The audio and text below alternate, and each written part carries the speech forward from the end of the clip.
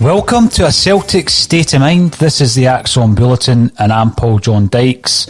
I'm going to be asking a few questions today around the month of January. We're going to be looking at the transfer window and also at the fixtures, both at Celtic and at Rangers.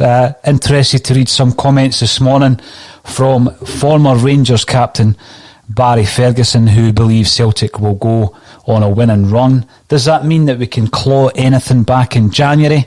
I've been reading the comments with interest over the last couple of days, and we've been called a negative state of mind, because we're talking about the issues that Celtic are facing at the moment. Well, I disagree with that. I don't think it's negativity. I just think that, you have a platform to shine a light on some deficiencies at the club, and we have a whole team of pundits who come on. Only one of them's on today, at the moment anyway, but we do have 11 regular pundits who come on to air their views and give you their perspective on all things Celtic, and then we invite you, guys and girls, into the equation, and obviously your voice will be heard even more than normal today, because I will be working through all your comments. Any questions that you have for me at Celtic State of Mind, ask them in the comments section and we'll work through them. We're also moderating the comments on Facebook and on YouTube, because obviously you do have some unfortunate comments coming through about the pundits themselves, about Celtic, about our comments. Everybody is entitled to their opinion, but as long as we keep it nice and balanced and fair, that's all we're looking for. So yeah, I don't see it as being negative. I think, at this current situation that Celtic find themselves in January, we're 19 points behind the league leaders.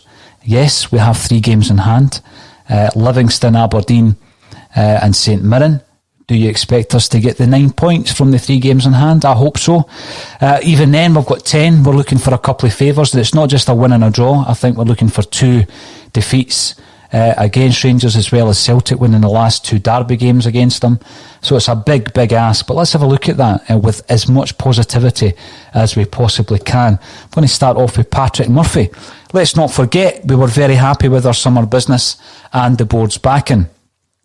Any transfer has the potential to not work out. This season we've had a few. We need to be careful this month. Yeah, I think we do. Let's have a wee chat about the transfers and how successful or otherwise the last window has been as well. I think that's important to have a look at that. So we brought in a number of new signings, and again, yeah, even on this particular broadcast, I spoke about how happy I was. At the time, I felt that many of the positions that we were crying out for were filled. Unfortunately, it would appear that a huge amount of the signings that have come in, or at least half of them, haven't worked out. So I think when we're trying to review that, it's easy to say, well, I thought it was good at the time. But let's review it at this stage and let's see how many of the new faces have indeed been successes. How many of the new signings do you think have been a success? Let me know.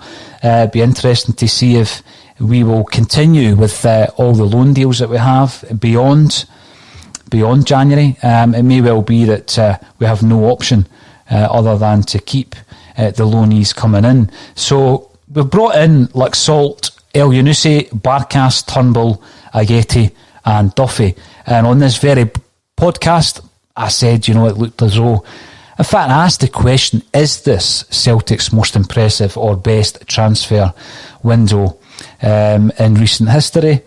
Because it looked as though we had invested. We had spent big on the likes of Barkas, on Ajeti, We'd brought in the promise of Turnbull, one of the most promising, if not the most promising players, young players in Scottish football. Laxalt came in from AC Milan. I mean, he had proved himself at international level with Uruguay. El Yunusi, I wanted him to stay. He stayed. It was great bit of business, I felt, at the time. He's been inconsistent. And of course, Shane Duffy. Let's have a look at the 6 signings we've already brought in. And let's reassess how successful or otherwise that particular transfer window was, because it looks now, obviously looking back, a completely different picture, doesn't it?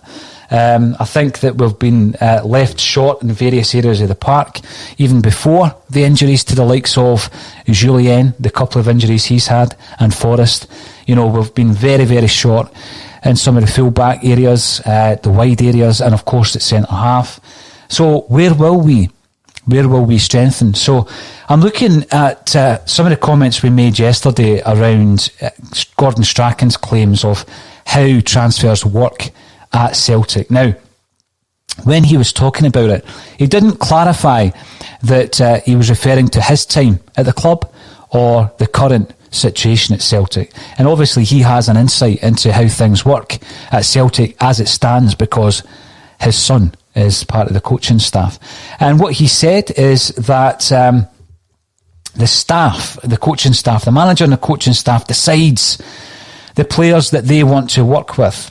Now, when I look at that, I think he is right. He is right. They do decide, but they certainly don't identify. And I think that's where some of the problems arise with the whole setup. So let's go a wee bit further back. When Ronnie Deila was in charge at Celtic, do you think he identified Colin, Kazim Richards and Carlton Cole? Do you think that was Ronnie Deila that identified those players? Because I don't think it was. So the setup at Celtic is that we have obviously a whole recruitment team. We've all seen the leaked documents that caused a bit of a stooshy about a year and a half ago, where by Celtic's minutes of a recruitment meeting were leaked. And what you can see from the leaked document is that a number of people are involved in these meetings. Everyone from the head of recruitment at that time, I think, was Lee Congerton. It's now Nicky Hammond. Neil Lennon is in there. Some of the scouting staff are in there, because I remember seeing the names such as Tosh McKinlay. Peter Lowell is involved in that as well. So the way that it works at Celtic is that a number of players are identified. So the manager, through consultation with the head of recruitment, can identify areas of the team that need to be strengthened. And then the head of recruitment, along with his scouting network, etc., identify a number of players within a price range.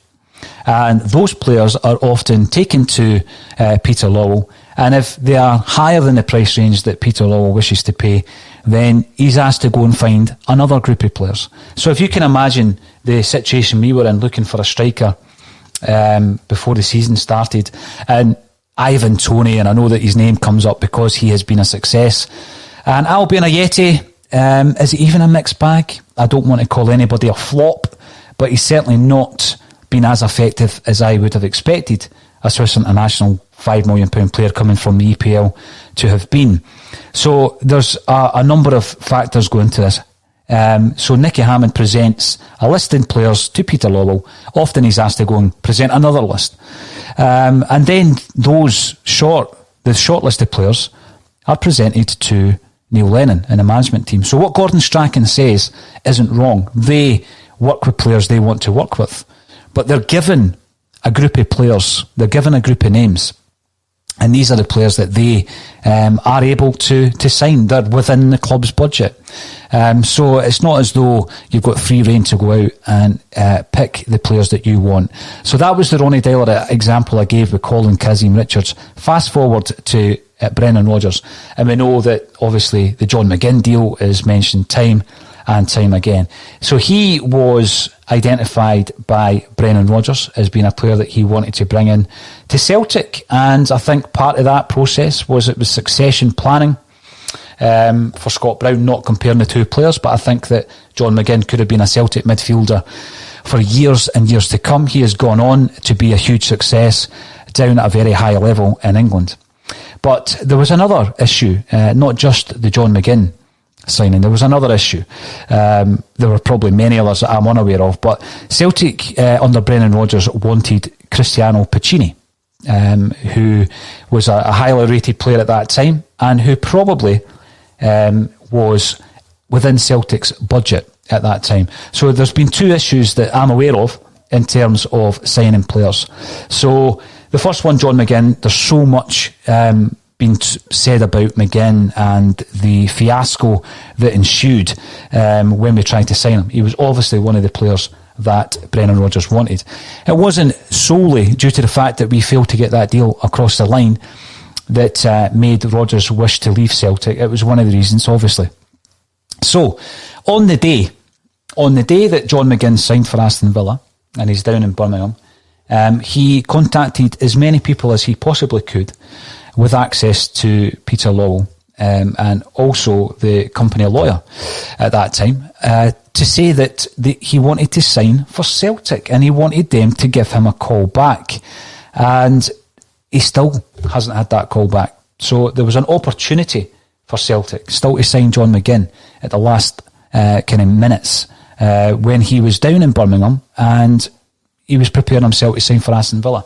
So you can understand how, under the circumstances, for whatever reason, Peter Lawwell didn't want to complete that deal, how frustrating that would be for the manager and how frustrating it was for Brennan Rogers at that time. And it certainly contributed to his eventual departure from the club. The other one, and the reason I bring this up, is because Colin Watt yesterday, on yesterday's show, spoke about a situation whereby we were in discussions with a player and we flew him over to Glasgow, and Brennan Rogers was very keen. It was a player he himself had identified during one of these meetings to come to Celtic, and it interfered with Brennan Rogers' personal family holiday. And this is the example that Colin brought up yesterday. The player in question was Cristiano Piccini, and the deal that he believed he was coming to talk about and he was very close to signing was changed. So he's flown over to Glasgow. Brennan Rogers was very, very keen to sign him, so he puts his personal family holiday on hold, and Peter Lawwell changes the deal. He changes the deal to such a degree that Piccini jumps on a plane and goes back to where he came from. So these are two examples of a manager identifying players and the deal not being done. So these are the things that we need to be aware of in the January transfer window.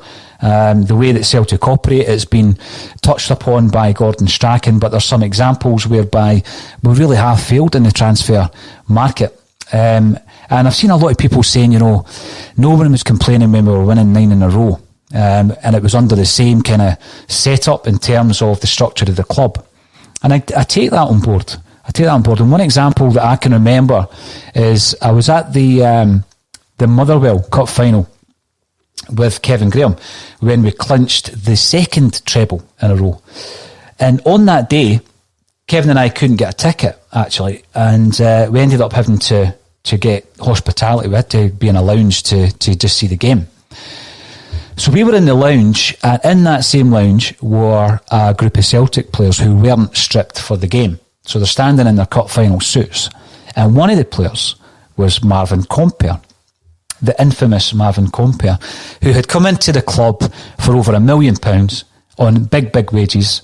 And, he played 60 minutes against Morton. It was one of the most bizarre transfers in recent memory. Now, at the time, no manager wants to admit that they don't have the final say in transfers. So this is a transfer that I believe has been claimed by Brennan Rogers to have been his transfer. But when a player comes into a club and he is the answer at centre-half, he comes in around about the same time, in the same window anyway, as Jack Hendry. And of the two centre-halves, we don't get a kind of long-term replacement. So we don't have a centre-half. We're looking to try and replace players of the stature and the standard and ability of the recently departed players like Van Dijk, players like Boyata. So we're trying to kind of fill that gap, and we're bringing in centre-halves like Jack Hendry and Marvin Kompere at that time. Now, as I say, Brennan Rogers isn't going to admit I'm not in control of the transfers here. So I don't remember him ever saying he wasn't his man, he wasn't his player. But going back to the story, Kevin will verify this, we're standing in the lounge, having our cup of tea, because none of us drink, certainly not that often on my part. And there's Marvin Kompere in his cup final suit, and he was a bit of not even a cult icon, to be honest with you. He was a bit of a joke figure that day, because groups of Celtic fans who were in the lounge were going up and getting selfies with him, getting their photo taken, but it was all a joke and a laugh. They were picking Kompere over the other players who were in the group at that time. And I can't remember who else was there, but there was, I think, 3 players who weren't in the squad, and they were all suited up. So Marvin Kompere was a complete waste of money. He played 60 minutes, he cost us £1 million, and he was on big wages. Now, he went away, he left Celtic, and he played fairly regularly for the club he went back to in Germany, and then he recently retired. So going back to the point and the criticism that has come in over the last couple of days, no one was complaining. You're right. No one was complaining. In fact, we thought it was funny, to a degree, to such a point that some fans were going up to get their selfie taken with Marvin Kompere, because he had turned into this figure of fun, if you like. I'm not going to call him a joke figure. He's a guy who represented Germany international football at full international. So I'm not going to criticise the player. It's not his fault Celtic signed him. But going back to that, 2 points. Firstly, when you're winning, and you're winning trebles, and you're winning consecutive trebles, times 4, and you're winning 9 in a row, then I wouldn't expect the fans to be going through so many of the nuances of what's going wrong. And I think that success definitely masks a million deficiencies. And because this season we've not had that same level of success, and we've not had the same standard of performance, and the Celtic fans are absolutely quite clearly unhappy. I'm not going to speak for every Celtic fan out there. There's a huge number of them unhappy with the way this season's going. I'm amazed if anybody would be happy with the way it's gone. But yes, when it's not going well, we can analyse and we can focus on a lot of the things that the club are not doing well. Now, it's not in the short term. I think the problems have always been there. But as I said before, success masks these deficiencies. So previously we didn't have the same kind of challenge that we've had this season. And I take absolutely no pleasure in saying that. We've had a really strong challenge this season, to the point where Rangers, and again, someone who might be able to access this information, Rangers aren't a million miles off where Celtic's Invincibles were at this stage of the season. They're not a million miles off of that. They've not dropped a lot of points. So Celtic had to be at their very best this season, and for a whole multitude of reasons, we've not been.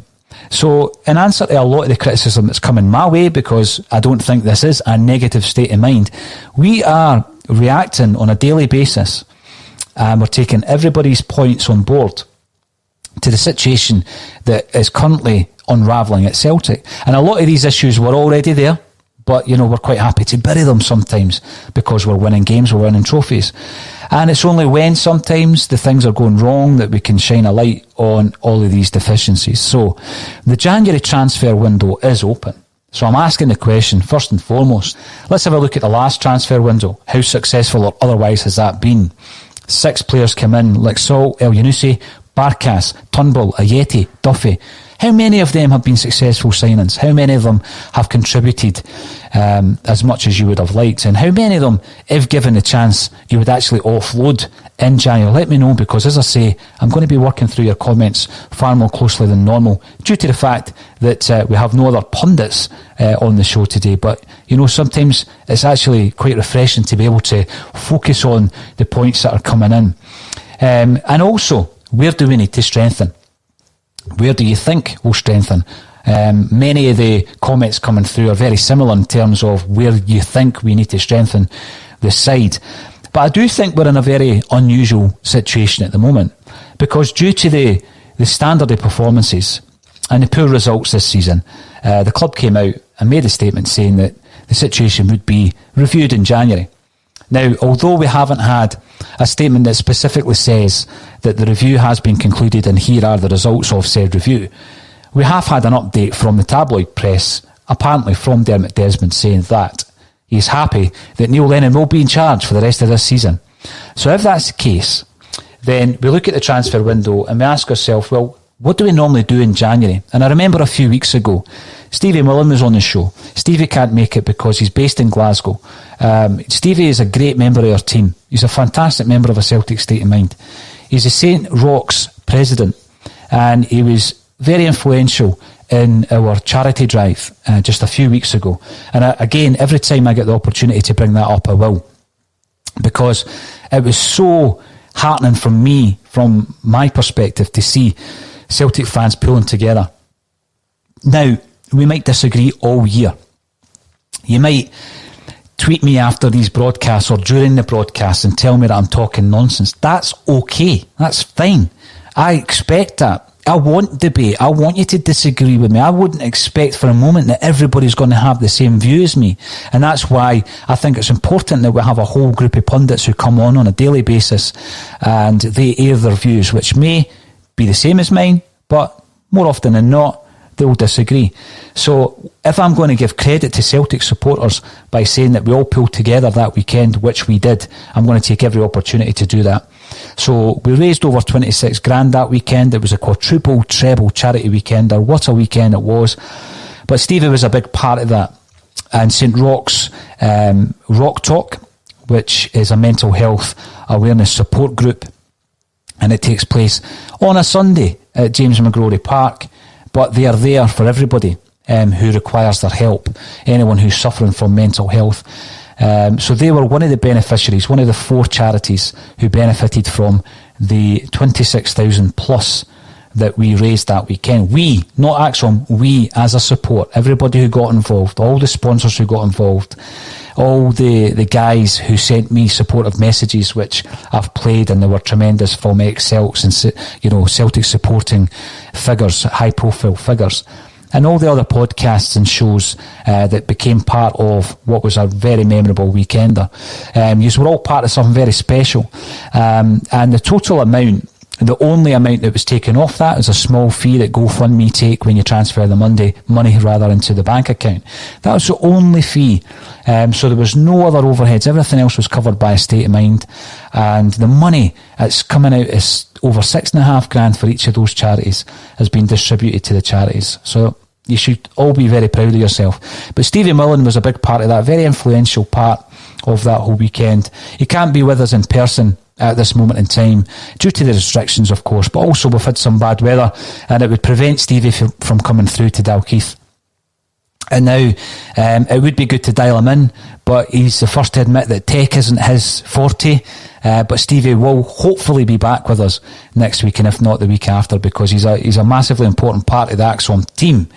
Now, that said, it will allow me the opportunity to tap into more comments than I normally would, because when you're so focused on the guests, you're dipping in and out of the comments field. But what I would say is that there's been a suggestion online from one of our regular contributors, Mark. I thought it was a very good suggestion. It's one that's been swimming around anyway. The Bulletin is daily. That's going to stay at 12:30. We're always going to have that. And it happens at 12:30 every single day, unless there's a weekend day where we're not playing. But that said, even though we don't have a game this weekend, we're going to run a Bulletin on the Saturday. When there's a game, of course, we do the match day coverage as well, and you normally get 4 or 5 bulletins that day. So Mark came up with a suggestion because he and many others are tired with some of the long-standing shows, the talk shows, the phone-in shows that you get on the radio. Now, I've got to confess, and I don't know, it's never been really part of my routine to tune into these shows. I'm not slagging them off, I'm not criticising them, because I genuinely don't listen to them. But they're well established, they've been going for 20 odd, sometimes longer years. But a lot of Celtic fans are dismayed by what they hear on these shows, and they see that The shows have their own narrative, and often the narrative that they have is an anti-Celtic narrative. And what I can definitely say is, yes, I criticise elements of Celtic. I criticise players, I criticise management, I criticise the board. I'm a Celtic fan, first and foremost, and I have absolutely no agenda against Celtic Football Club. But what I think is important is that we raise awareness and we raise issues that we're not happy with, because if we don't, then all you have left is you have no alternative voice. All you have left is you have the official vehicle of the club, and you have a mainstream media that may have an agenda. Now, I say may have because I think back to an event that I did quite some time ago now with Tom Boyd and Simon Donnelly. And in promotion of that event, we did a press call. So we just sent out a press release to members of all the press out there, most of the press out there, and they get the opportunity to come along and get an interview with Simon Donnelly and Tom Boyd. And in return, what happens is they promote the event that you are trying to promote at that time. So you normally do these things in the week of maybe a big European game. Unfortunately, we won't have many of those for a wee while. In fact, we won't have any of those until the new season. So anyway, that's the way it works. You might think that I'm hooring myself out to the national press, but if you're trying to raise funds for charity, etc., as that particular event did, sometimes that's the way that it works and you use it as a vehicle. So anyway, on that particular day, I remember one of the guys that turned up, one of the journalists that turned up, was Anthony Haggerty, and I'd never met Anthony before. But what became very, very clear very quickly is that he was a good guy. He was a good spud, and he was a Celtic fan. So anyway, we had a good chat that day, and I remember him leaving the venue and saying to me, you know, Paul, we're not all bad guys. And that stuck with me because they're not. And there's a lot of people out there that I've met, people like Hugh MacDonald, who is fantastic, brilliant writer, superb writer first and foremost, but he's part of this mainstream media that people despise. A lot of people despise it. I can understand why, due to maybe an agenda, due to some of the narrative, and due to some of the big stories in Scottish football that were not covered sufficiently, or have been forgotten about. And that's happened as well. We all know what we're talking about. But there are figures within that area and within that field who I've got a lot of respect for. And I'm not going to name them all, but Hugh MacDonald is one of them. Anthony Haggerty is another. And I'm pretty sure you'll realise that when Anthony comes on to the show, which he has done a couple of times now, he's been on 3 times. He said his hat-trick, and we need to present him with a ball, an Axon ball. What he provides is absolutely brilliant. It's a great standard of input and content when Tony is involved. So it's not as black and white as a lot of people think it is. And, I don't think it's hooring yourself out when, for example, you're asked to comment on Celtic's current situation, as I was last month, and it wasn't egotistical. Anybody that actually knows me would realise it's not. The first person to criticise me is me, and I don't take all that side of things so seriously in terms of me, but I take Axom seriously and I take my football club seriously. So if you're able to air your views and be a voice of, and I'm not saying I'm the voice of the fan, but a voice who has been able to look at the way that Celtic fans are feeling through the Axon broadcasts and air those views. And does that make any difference? Because that's another thing that came out yesterday on Twitter. What you're doing makes no difference. Well, I disagree with that. I think that, and I hark back to the street movements of yesteryear. I wasn't comparing where Celtic are just now to the 90s, but you look at those street movements, you look how influential the fanzine movement was for Celtic and the street movements that came thereafter. So we had a clutch of Celtic fanzines. Some came and went, but some of the long-standing ones from back then, I always subscribed to Not The View, and I read Once a Tim, Always a Tim. And from Once a Tim, Always a Tim, you got a voice of Matt McGlone, who at that time worked under a pseudonym. So if you are looking at early copies, I think, was it Rory Collins was Matt's pseudonym at that time. But Matt was the editor of Once a Tim. And what grew from Once a Tim, Not The View, and various other fanzines, the fanzine movement, was that the Celtic fans had a voice. So we had Save Ourselves initially, which was a fan movement, and it was set up by none other than our very own Jim Orr and others. And we've interviewed Jim a few times about that, and also Willie Wilson. There was a few others involved. That hit a brick wall after a while, but from the kind of dying embers of that was this belief that we could be organised, we could come together as a fan base, and we could make a difference. And Matt McGlone, Brennan Sweeney and others were obviously massive, instrumental in Celts for change.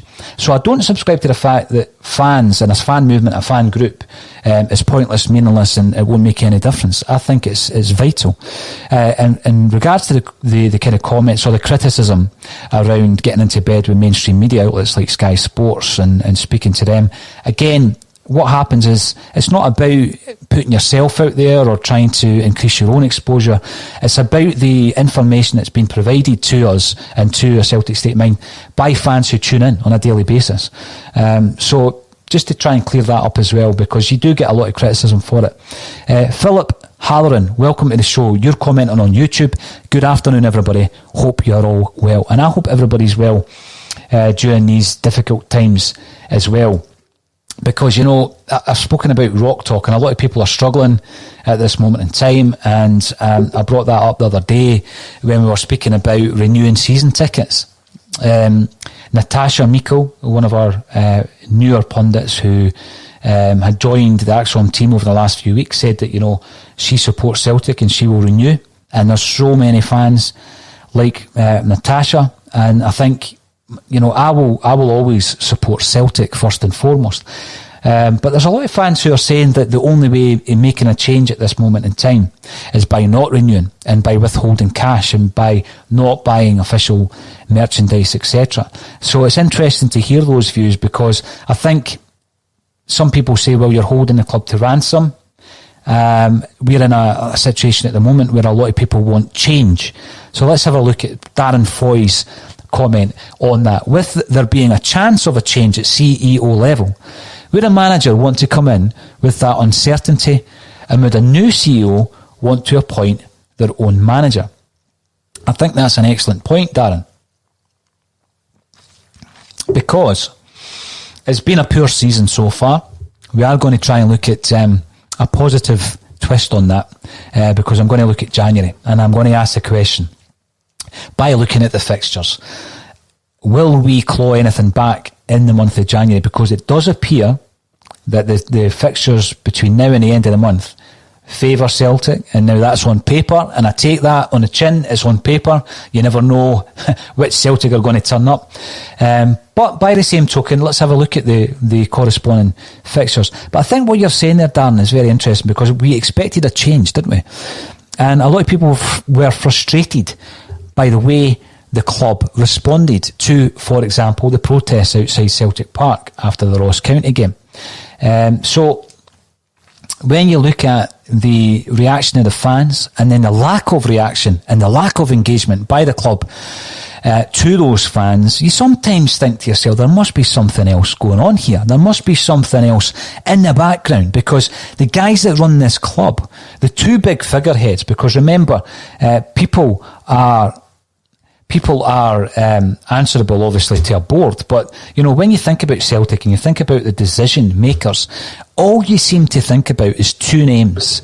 And the two names are Peter Lawwell and Dermot Desmond. These are the two big figures. And I think there's been a big criticism, and I think it's right to criticise some of the other people, particularly the chairman, some of the other people who are on that board, who are almost faceless entities who don't push for change, who allow, I think, certain people within the club to have it their own way.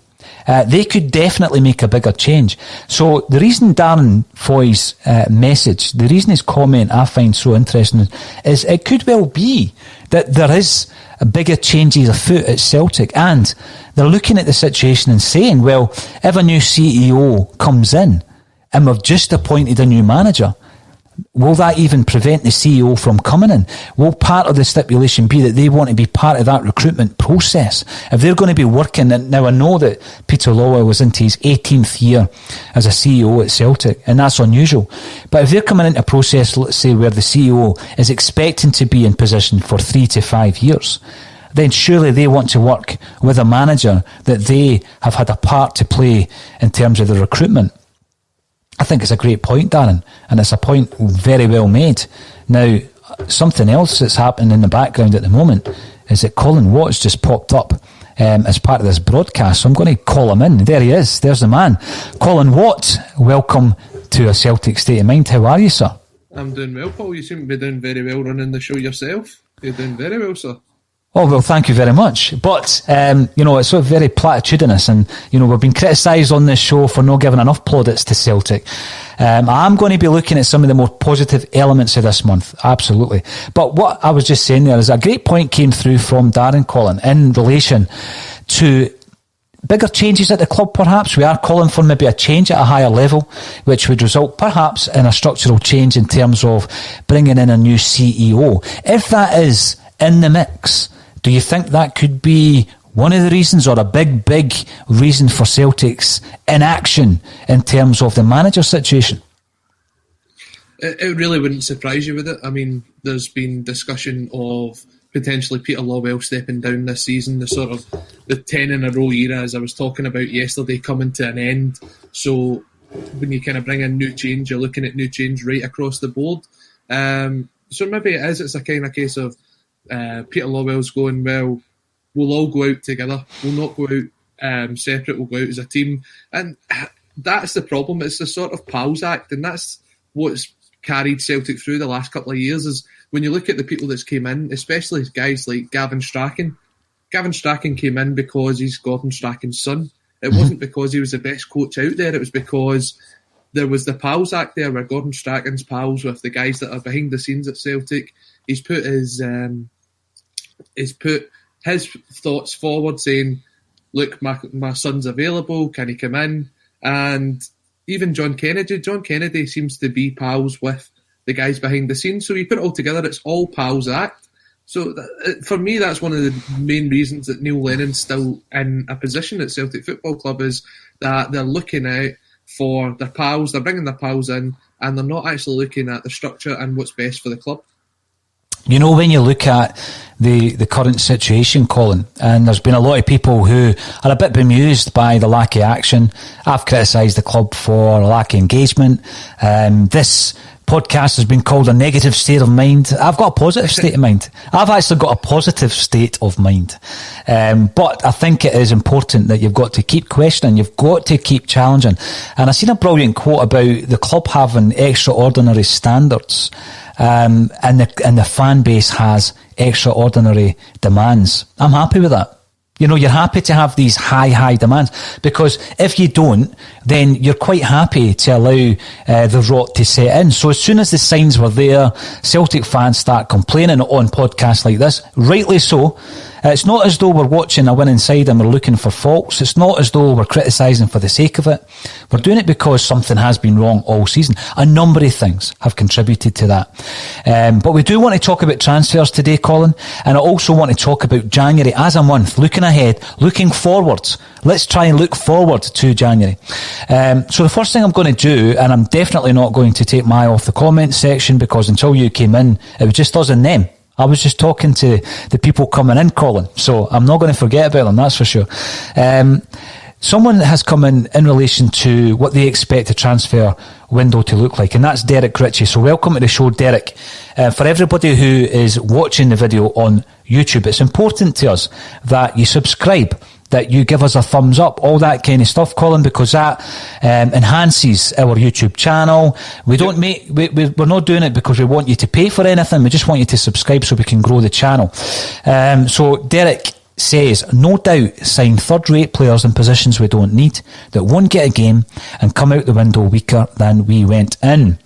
This was the big thing in relation to the last transfer window, Colin, and people laugh at me now, and I've seen people retweeting the broadcast where I asked the question, is this the best transfer window? Fair enough, I take it on the chin. It's a sizeable enough chin to take it on. So Derek Ritchie's point there, I think when we looked at the last transfer window, the question was, do we come out of it stronger than we went into it? Now, Forster aside, I think we all kind of thought we did. We did come out of it because we kept all the players that had been kind of rumoured to be on the move or gathering interest in Cham, Rogic, Christie, Ayer and Edouard, we kept them all. We kept every single one of those players, and we added another 6 to the squad. Yes, we weren't able to keep Forster, but we brought in what we thought was a replacement in Barkas, who was an international goalkeeper with a massive price tag. So at that time, I think a lot of people thought, yeah, we've come out of that window stronger than we went into it. What was your thoughts at the time, Colin, thinking back? I mean, definitely when you look at it on paper, I would say that the team looked stronger as a whole coming out of that transfer window. You're signing guys like Diego Laxalt, who was in the team of the year at the last World Cup. You're signing guys like Albin Ayeti, who West Ham had paid £8 million for. I actually took Neil Lennon to go and meet him to convince him to come to the club. We'd managed to keep a hold of guys, as you're saying, like Godson Edward, like Ryan Christie, Olivier and Cham as well, yeah. So when you looked at it on paper, it looked a great transfer window. But obviously football's not paper, and the performances that the guys have shown so far this season haven't kind of lived up to the expectations that those signings were given to us. Now, I mean, I've seen a point today that AC Milan are looking to basically get rid of Diego Laxalt permanently. I think the team was Al Hilal over in the UAE who were looking to sign him. Had offered him £2 million a year, and he turned down the deal because he wants to look to get a permanent deal here at Celtic. Now, that's going to be a big outlay. Now, at the minute, you wouldn't trust the current management team to spend that kind of money because you don't know if they're going to be there in the summer. I mean, all signs kind of suggest that they won't be there in the summer, so you're not going to give them £10-15 million in January only for the new guy to come in to take a look at the team and then suggest that the players that are there isn't the players that he wants at the club. I think in January we'll be looking at probably bringing in guys that are like either on a sort of pre-contract basis or loan deals between now and I can't see us going out and spending a lot of money. But when you look at it, what can we do with this season? When you look at Tony Mowbray's last transfer window, we brought in guys like Diamanti Kamara, Robbie Keane. That was in mind to try and save the season that we've got there. I wouldn't be surprised if that's the kind of approach they take again this year, because behind the scenes they do believe they can still turn this round, and there's still Celtic fans that believe they can turn it around. But if that's the case, they have to kind of show that. For the most, I think Celtic fans have kind of written off this season. They're looking to the future. They'd rather see we bring in and strengthen ahead of the European qualifiers in the summer. So it's kind of a split base, and the signings will go on depending on which camp that you fall into. You know the thing, Colin, right? And there's been some heated debates, particularly on social media, about keep the faith. And they're being called a Keep the Faith Brigade, and we've had that chat on this podcast. Now, let's not forget why there are people who say keep the faith, and I don't take it lightly, and I don't like criticising it. The reason is because there have been Celtic have always been, they were born of being the underdog. And, when you're looking at the past victories, pulling success from the joys of despair. And I've mentioned the 1986 season, Love Street, winning it on the last day in unlikely circumstances, 10 men winning the league in 79. There's so many other examples. These are a wee bit older than before your time, son, but there's so many examples. So people that are indoctrinated into the way of Celtic, into a Celtic state of mind, if you like, it's because we believe anything is possible. Because we've got a kind of fairy tale history. So I get all that, I absolutely do. But I think when you break it all down to this season and you try to be a realist, my heart absolutely would say, Celtic can pull this back. We're Celtic, we've got the players, Neil Lennon's in charge. But my head tells me something completely different. And when I look at the performances and when I look at the stone cold facts in the matter, coupled with the fact that the team at the top of the league don't look as though they're going to buckle. I've said this for a few weeks. Dundee United 2-1, Motherwell 3-1. They got beat from St Mirren. Hibs, was it 2-1? 2-1 Hibs at home? Mm-hmm. And then we we went toe-to-toe with them, and for large parts of that game Celtic dominated. So I did feel that these were the types of games that were showing signs that Rangers could be got at. But if they come through a run of performances like that, fairly unscathed, I know they're out the cup, then they'll be looking at that and saying, well, that's championship winning form. And I know they don't possess the same type of players that we have in terms of having been through all this and won trophies and won leagues, have not been through it. But they have got the momentum now, and this is my biggest concern. So when I'm looking at the fixtures, which we'll do in a few moments, I'm still looking at them with my heart. I'm still looking at them thinking, we can get maximum points this month, right, from the 4 games. And I'm looking at some of their fixtures thinking, that's a tricky one. So I still have that about me because I'm a Celtic fan. And that is passed down to you with all the stories and all the songs, all these victories, these unlikely victories, Colin, of Celtic being the underdog. So that's fine, and I get it. And we don't have to fall out about it. But when you start looking at it with your head and you start thinking, well, look at where we are, look how far we have fallen this season, then all the other issues that are happening in the background. So we're going to talk about transfers just now. But before we do that, you've got to consider the point that was made earlier. If a new CEO is coming in at the end of the season, then the likelihood of us sacking the manager at this moment in time is slim to none. Even if we go out on Monday night and don't get a result against Hibs, if we are appointing a new CEO at the end of the season. So, great point, absolutely. So if that's the case, you've then got a manager who potentially won't be there beyond this season. Therefore, like what you said, we're not going to give him millions of pounds to go and spend.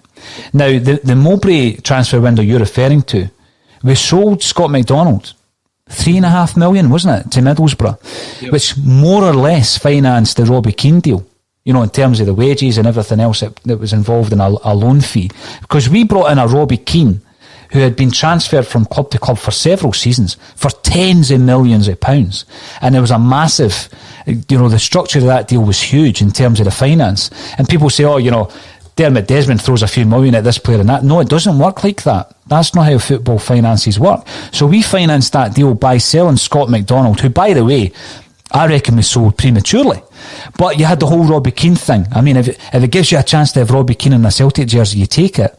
But really, although I loved watching Robbie Keane, and he was a fine, fine striker, one of the best strikers in my generation as a football fan, it was just short-lived. It was a short-lived process, Colin, because the likelihood of Celtic actually pulling it back under Mowbray at that time was very, very slim. Slimmer than even now, I would suggest. And I've been likening this transfer window probably to the 2018-19 one, where we've gone out and we've brought in Toljan for the right back. We've brought in Timo Weah.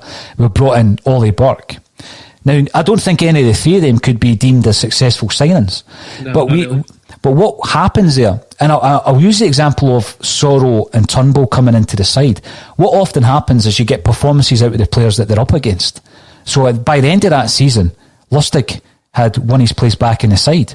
Lustig headers the ball onto Edouard to score the winning goal against Hearts in the Scottish Cup final. So often what happens is you're strengthening the squad by bringing in players who can fit a particular position.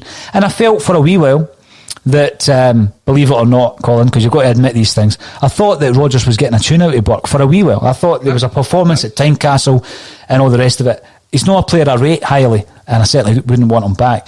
Timo Weah, undoubted ability, but I think what happened is he made the wrong decision in the eyes of Neil Lennon as to his priorities, and therefore he didn't feature much. But he still speaks very, very well about Celtic, so great, and I wish him all the best. But I think we're going to be looking at a transfer window similar to that. Now, we've brought in 3 loans already, Colin. Will you confirm the limit is 6? Yes, is that right? 6. Yep. So we could bring in another 3. I actually expect, and it's due to the circumstances we've discussed about the manager, the CEO, I expect us not to bring in any permanent signings. I think we'll bring in 3 loan players, and it's due to the fact that the manager may not be there beyond this season, and neither may the CEO. What's your thoughts on that? Do you think that's a possibility? Is that realistic? Yeah, I mean, I wouldn't be surprised if that was the route that we ended up going down. I think you have got to utilise what is out there and what's available. Obviously, you look now that Brexit's now kicked in, so signing guys like Patrick Klimala would be even harder nowadays. So maybe that's not a bad thing, because we have spent a lot of money on guys like Klamala, like Bio, where we've kind of went out to these sort of more obscure markets and tried to pick up a rough gem and turn them into something. We won't be able to do that now, because there is a sort of points-based system where these players have got to have played so many times for their under-21s team or for their national team before they can even be considered for signing in the UK. So that might change the transfer strategy that we'll have. Just when you're speaking about that transfer window, it also reminds me of the transfer window where we brought in Craig Bellamy as well. It seems to be the sort of go-to is when things aren't going so well, you sort of bring in the big name and hopefully get the fans behind them and take them on for the rest of the season. I wouldn't be surprised if that's something that we look to do. Who would be, though, in this era, who would be the Craig Bellamy or the Robbie Keane to bring back in? I mean, who is the names that's out there that you could actually bring up? It's a good point, and I think that one of the finest players we brought in, even for a short period, was Craig Bellamy. He's a big pal of the show, obviously, isn't he? Yeah, he is. Big shout out for John Dykes for putting on a great charity event for some great causes. Well done. Keep up the good work, and hope everyone enjoys it. Take care. Bye. The bold Craig Bellamy there, who obviously wished us all the best. He's now the Anderlecht under-21 coach, is Craig Bellamy. But Colin, let me know, because my video has frozen at this end. Can you still see me moving about? You can? I cannot, no, but I can hear you, so it's still going okay. So there'll be no complaints about that then. So when you're looking at, this marquee signing, I don't think we're going to go for that. I really don't, because when you consider a couple of the players you've already mentioned, Robbie Keane, Craig Bellamy, are very offensive attacking players, I don't think that's where our troubles really lie, is it? The first thing I'm going to do is we're going to look at the 6 players that we brought in, Colin. And these players are Laxalt, El Yunusi, Barkas, Turnbull, Ayeti and Duffy. I'm going to ask you to give me your take on have they been successful? This has just thrown me a wee bit because everything's going a bit slow on my camera. Have they been successful or not? So we'll start off with Diego Laxalt, Colin. Now, there is an opportunity perhaps to make that move permanent. I don't know what the kind of fee is that they're going to be looking for. I would expect it to be £6 million plus. I'm not sure if you've seen any of the potential fees. Let's start with Diego Laxalt. Has he been an effective signing? Has he been a hit since we brought him in? I think that you've seen more good than bad from him. Has he been the most consistent player? I wouldn't say so. Has he been the kind of player that we expected when we brought him in? I think he did at first. I mean, his performance against AC Milan was really impressive. He had several of these performances in Europe. Hasn't really done it so much in the league so far. I feel as though when he came in, he was sort of like, he was free to do what he knew best to do. He was the one that was instigating the attacks going forward. He was throwing himself into tackles. He was getting himself up and down the park. And I think that was just what he knew from when he was playing at AC Milan and when he was on loan last season. But when he came in and started to adapt it to the style of football that we're playing, I think that's when his performances started to regress a bit. And I just wonder if you could just say to him, look, just play the way you know how to play, and we can kind of work around that, because there is a quality player in there, but we're not seeing the best of him at the minute. I think there is a quality player in Diego Laxalt. I'm not quite sure where he fits in, where his best position is, Colin, in relation to how we are setting up at the moment, because although the Diamond has been very successful, and that will bring in one of the other players on that list in David Turnbull, I think that's been very successful. I'm still a bit dubious about the fullbacks at the moment and how they are implemented in that side in terms of Frimpong and Laxalt. So that's another discussion entirely, because obviously we also need to look at the centre half positions as well. So Laxalt gets a thumbs up from you. Yep. Overall. Yep. Now, Elyounoussi is a player that we know well. We know him well because he's in his second loan deal at Celtic. I think that it was very unfortunate that he was played in last season's League Cup final where he was clearly unfit, and it really did damage the rest of his season. He was walking about in a moon boot just before that game. Apparently he should never have played. But I mean, we've seen some signs. He's scored a few important goals in Europe. He's scored the hat-trick against Motherwell. There's been signs from Elyounoussi this season. In terms of thumbs up, thumbs down, where do you stand on Elyounoussi this year? He is very hot and cold. I mean, when he's good, he's fantastic. He's getting the hat-trick away to Motherwell was superb. Some of his performances in Europe have been really good as well. But we just don't seem to get a consistent run out of him. And I don't know if that's because we're playing him out on the left, where I don't think it is his best position, or whether he's just not getting a run at it. You see him coming off the bench. He scored a fantastic header. He seems to do really well in the air for a guy that's not that tall. So I don't know if you can get sort of 5-6 games in a row of consistency out of him. It would definitely be a success this season. But it's just another one. For me, he's very similar to Ryan Christie. I think when the two of them are playing well, they're a really great asset to have to the side. But when they're off the boil, they're almost like a man down on the park. You don't get a lot out of them. No, you don't. And I've said before, I'm just checking his height here because I'm not sure he's that small, to be honest with you. I've said before about Elyounoussi. It's a difficult one if you've got Elyounoussi and Cham and Roger all in the same team, because it's very unlikely that all three of them will perform. And that's because they, for me, are probably the three most inconsistent players we have, in Cham, Rogic and Elyounoussi. You might get a tune out of one of them, Colin, but the other two will be passengers. And that's the risk. That really is a risk of playing someone like that and playing them regularly. So, yes, Elyounoussi, so is it a thumbs up or a thumbs down overall this season? It's a in-between. You're still undecided. Is that something that's maybe being swayed by performances you've seen prior to this season? Because, again, there was a spell last season where it looked very good. Yeah, I mean, my favourite Elyounoussi performance is still the win away last season in Rome. He was outstanding that game. He was throwing himself about. If you look at the first goal when James Forrest scores, he's the one that actually digs in to win the ball back to then set him up. I think, and a lot of the comments are coming in saying as well, I think he's best suited as a number 10. I don't think he's got the pace to play wide left. I think he's better coming through the middle. And you've seen, when you look at the YouTube videos that are out there, when he links up with Albion Ayeti, it's when the two of them are playing through the middle. You never really see Elyounoussi playing wide left. And he's obviously done it as well for his country this year. So there is a great player in there. I just don't think the system we play helps him develop to the kind of player that he can be.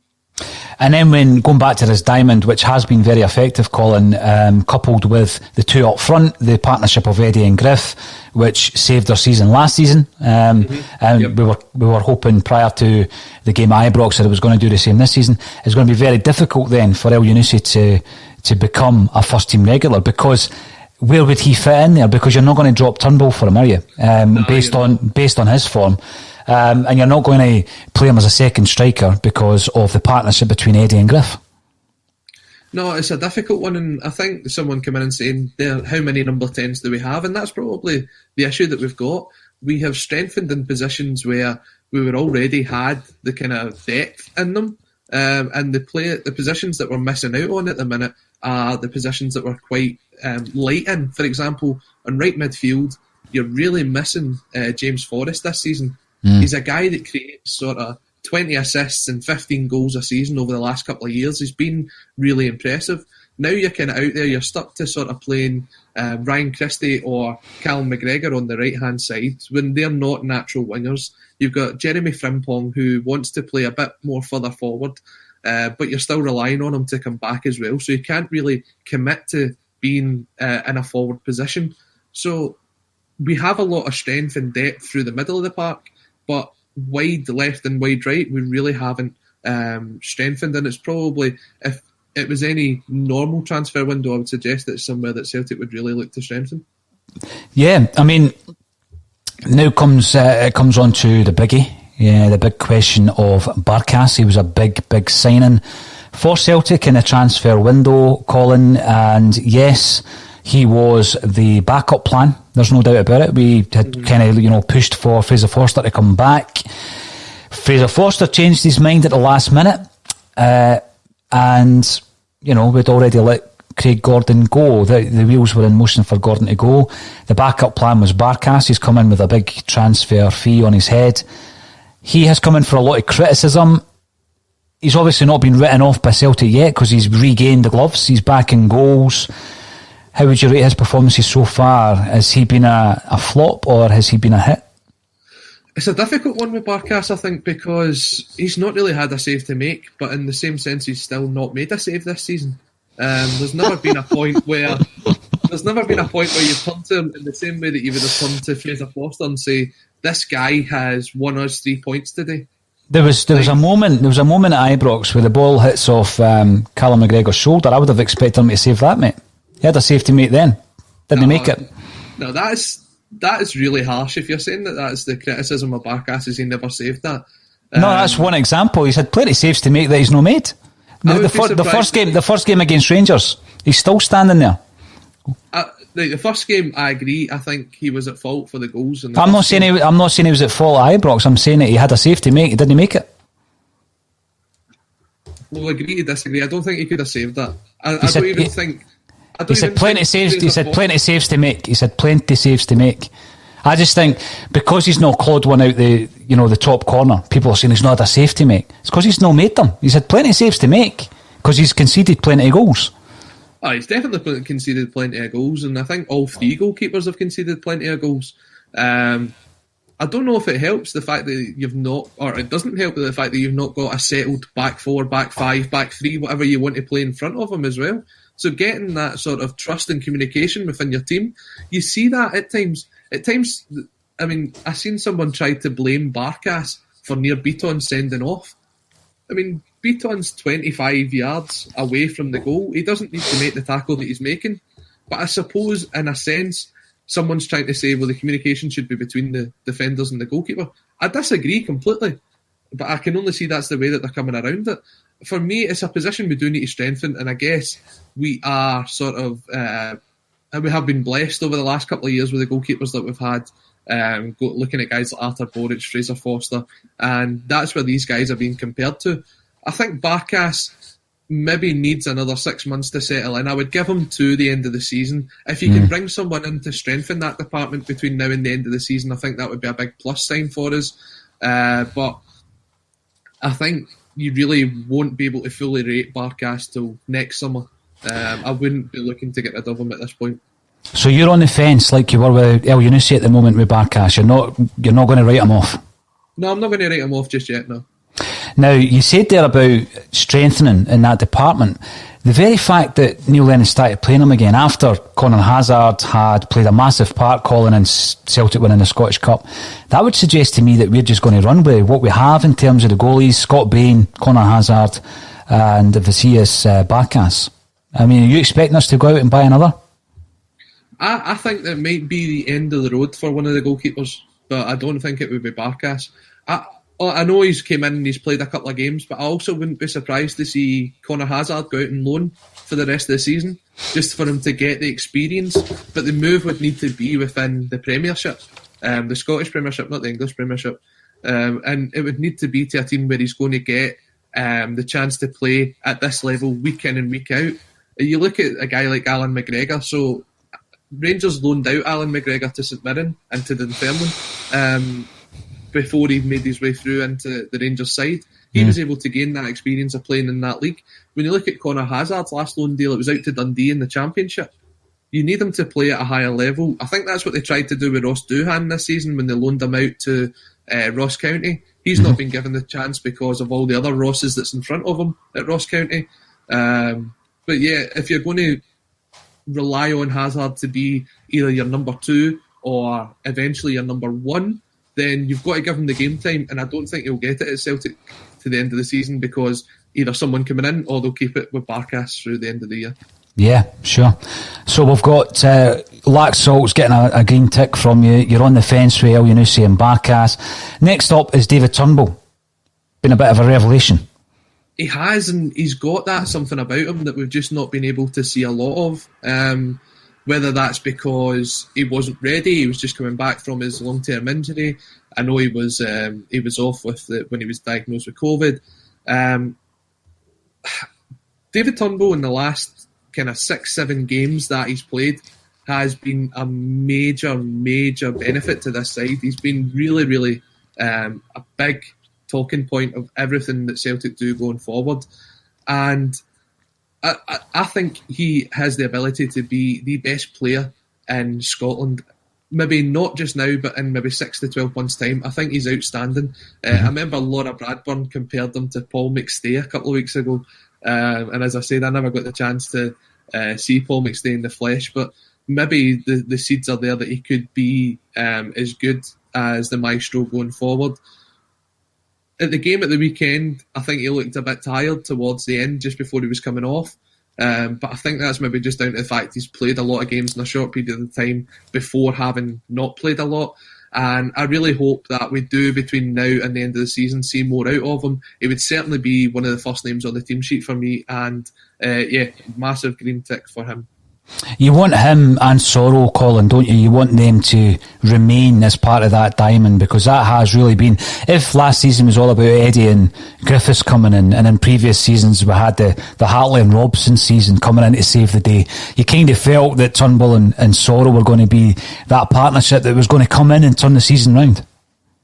Yeah. I mean, you've seen a lot from him. I really like Ismail Assoro, and it really surprises me that it's taken this long for someone like that to make their name in the first team. Surely he's shown this week in, week out in training, and he still couldn't get into that side. That kind of concerns me. What else is happening over at Lennoxtown? Is there players over there that are really showing what they can do and not getting a chance? I see Luca Connell travelled over to Dubai with the rest of the team as well. Now, he's not even been on the bench at any point. But between now and the end of the season, I'd be really surprised if we don't see him involved in some capacity, whether it be coming off the bench for 15, 20 minutes. Everybody, I mean, you said it yourself, Paul. If I'd said to you back in August, we're going to be playing Ismail Assoro as our number one midfielder in January, you'd have been saying something's went really wrong here. But no, it's not the case. It's the case that he's been the most consistent and the best midfielder that we've got in that position.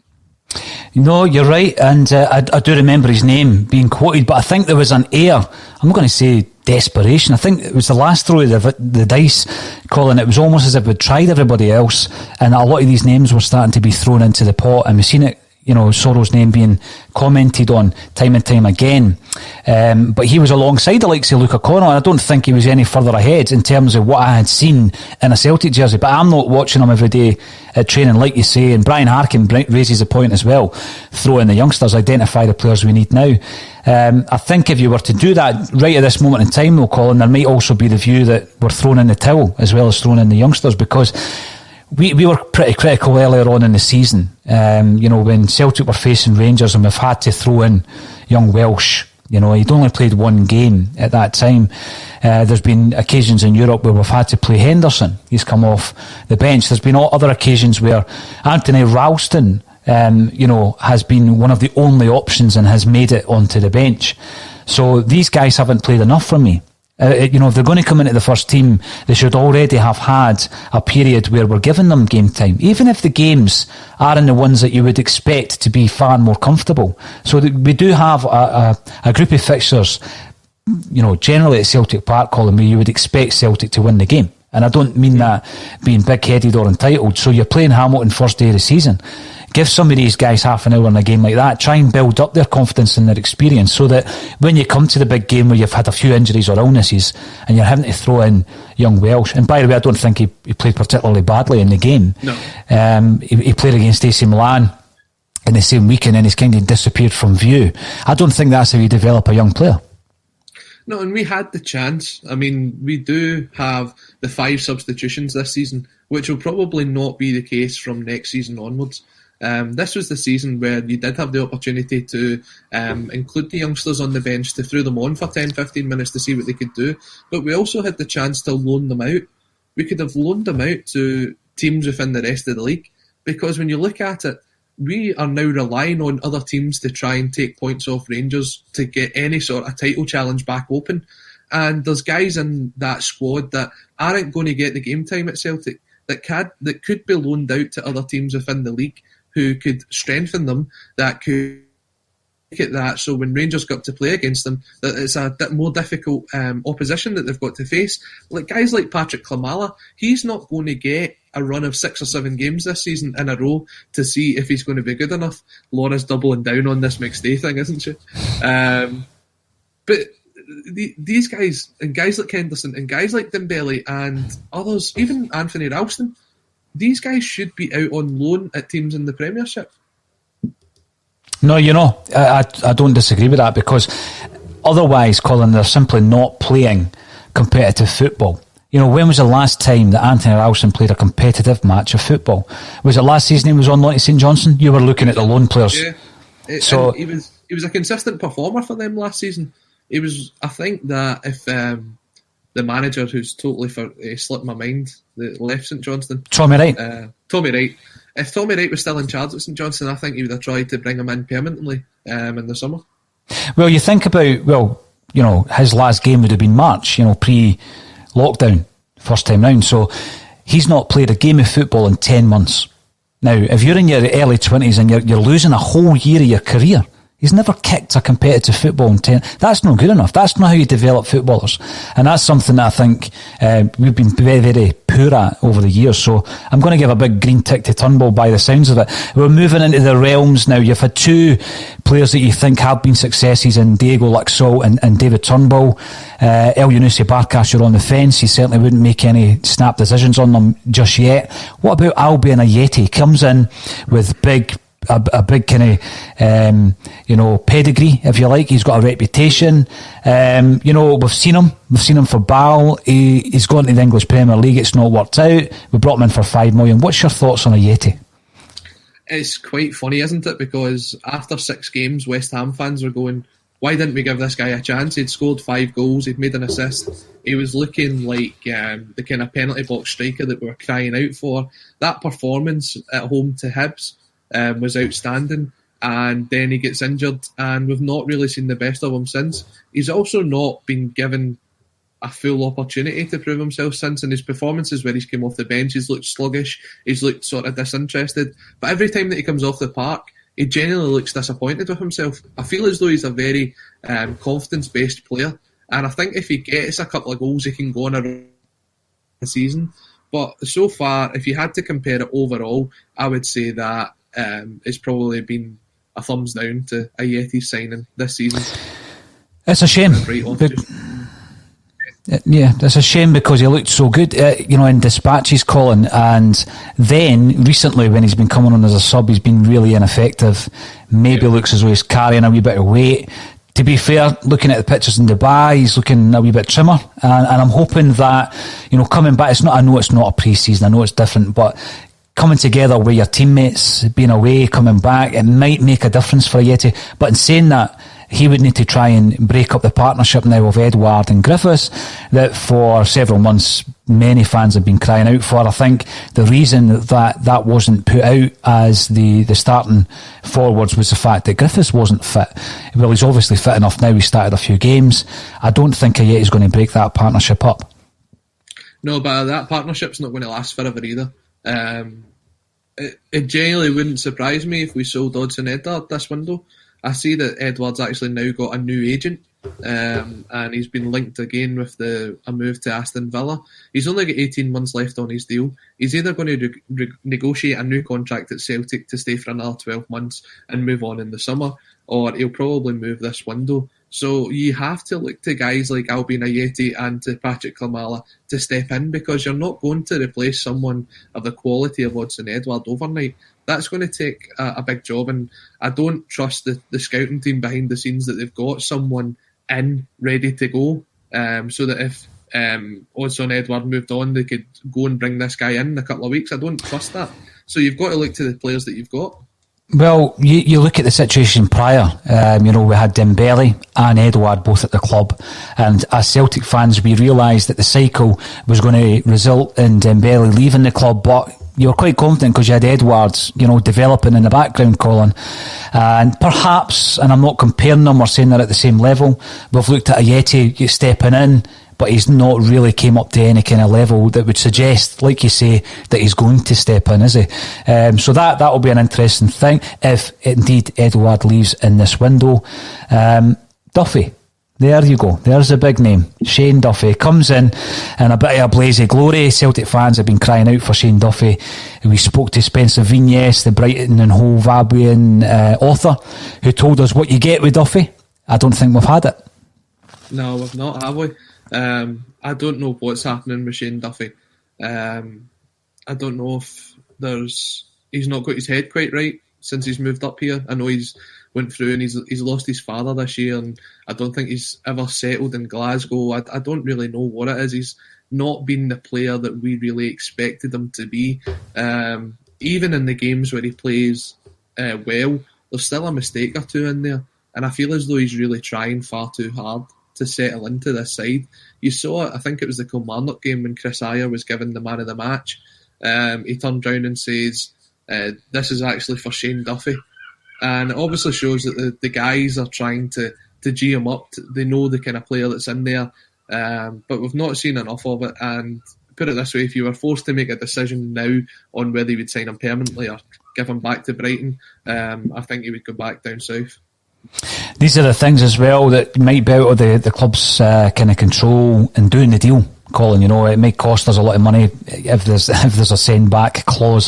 So you've basically looked at the 6 signings, Colin. You've said thumbs up for Turnbull and Luxall. You're on the fence with El Yunusi and Barkas.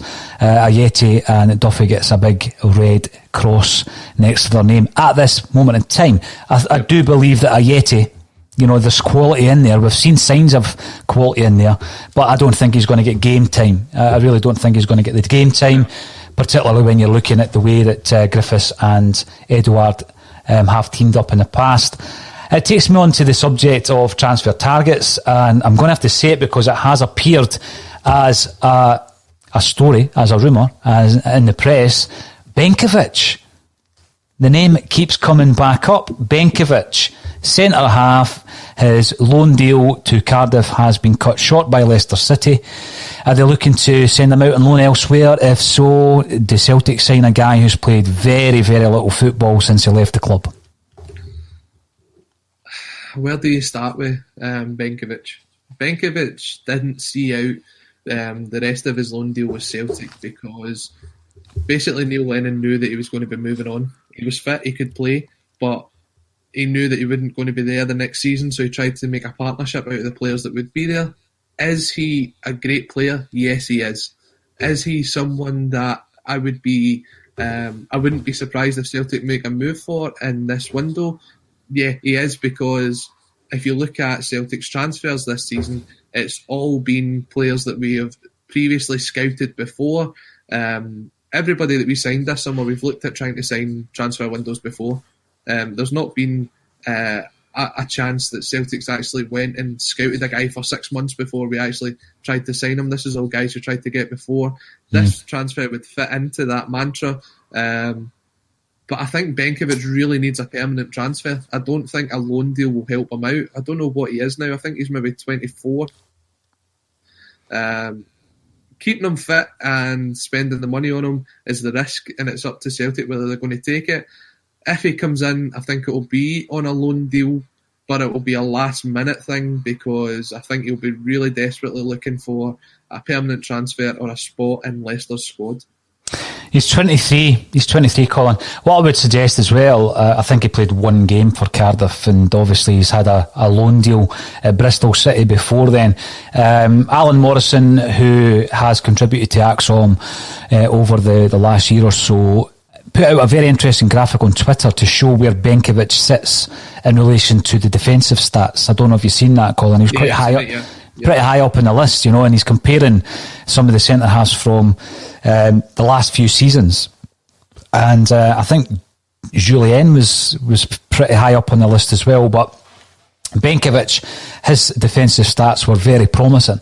But the big problem for me is, are you going to get value because he's on big wages? You're going to get value in terms of the amount of games that you're going to get back from him. And he's just one name of many that will be popping up over the next couple of weeks, I'm pretty sure. Luxalt, we might have an option to buy him. I asked you before, what kind of fee do you think you're looking at for Luxalt? 6, 7? Yeah, that's the kind of figures I'd seen over the last few days, was around 7 million. And then Alfie Dottie's name has come back into the frame. There's 6 months of his deal remaining at Charlton. He's been linked to a few other clubs. Stoke are interested. Do you think we'll have a look at him, left mid? He certainly fits the mantra of a signing Celtic would try to make. He's on a free contract. You'd be able to get him without having to spend too much of a development fee because he's making the trip across the border. And I see that Charlton manager actually came out and confirmed that he wouldn't be signing a new deal at Charlton, that he would be moving on. So yeah, he would definitely be someone that you look at. Also in that position, you've got guys like the Preston duo, Ben Davies and Ben Pearson. So I think there might be a couple of pre-contract signings made this summer, just to give whoever's going to be coming in a bit of option in his squad, because I think there'll also be a lot of players moving out. Some players I've also seen linked that I don't think are worth even making the effort for is guys like the boy Gallagher from Motherwell. He's just about to turn 30. I don't think you're going to get anything out of that. I can't see him being a benefit to the team when you're going to try and get into Europe next season. I don't think he's worth that at all. And I've also seen the moves for the boy Porteous. I don't think he could make that step up to Celtic. No, well, these are the big questions, Colin, but we have a whole recruitment team and a number of scouts apparently scouting the world in terms of looking for players all year round. So I'm pretty sure there's a few files to be looked at, even though it wasn't that long ago Neil Lennon was telling us he wasn't going to be entering into the transfer market. He was happy with the balance of the side, but since then, obviously a week before the Rangers game, Big Julian collided with a post and put paid to all of that. One final thing before I let you go, Colin. Let's have a look at the fixtures over January.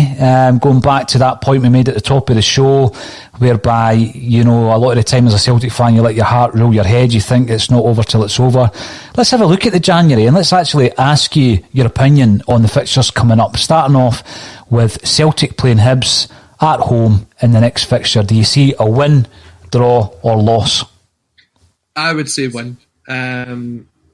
I think Hibs are going through a bit of a tricky patch at the minute, and I know we've got a resident Hibs fan on here who will tell us if I'm talking nonsense, but they have only just managed to bring in a goalkeeper because they're going through a bit of a goalkeeper crisis. They brought in a boy from Arsenal on loan for the end of the season. I believe they're also close to signing Chris Cadden from Columbus. He was a very good player at Motherwell before he made the transfer over there. Hibs struggles at times when they come to Celtic Park, and I'd like to think that we have used this break to Dubai for everything that we've claimed to use this break to Dubai for, that they will come back fresher, fitter and ready to go. So 3 points on Monday, please.